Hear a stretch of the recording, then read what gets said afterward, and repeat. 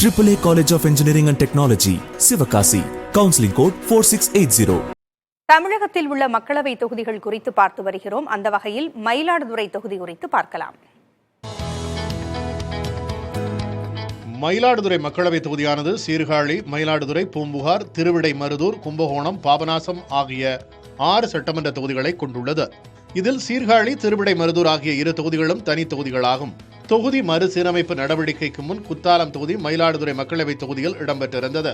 1962 முதல் 1971 வரை தனி தொகுதியாக இருந்தது மயிலாடுதுறை. அதிகபட்சமாக காங்கிரஸ் கட்சி 8 முறையும், திமுக 3 முறையும், அதிமுக 2 முறையும், தமிழ் மாநில காங்கிரஸ் 2 முறையும் இத்தொகுதியில் வெற்றி பெற்றுள்ளன.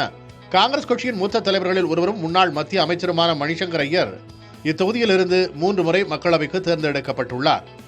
கடந்த 2019 ஆண்டு நடைபெற்ற தேர்தலில் திமுகவின் எஸ். ராமலிங்கம் வெற்றி பெற்றார். அவர் 5,99,292 வாக்குகளை பெற்றார்.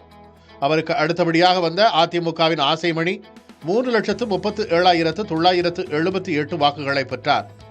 அம்மா மக்கள் முன்னேற்றக் கழக வேட்பாளர் செந்தமிழன் 69,030 வாக்குகளும், நாம் தமிழர் கட்சியின் சுபாஷினி 41,056 வாக்குகளையும் பெற்றனர். AAA College of Engineering and Technology, Sivakasi. Counseling code 4680.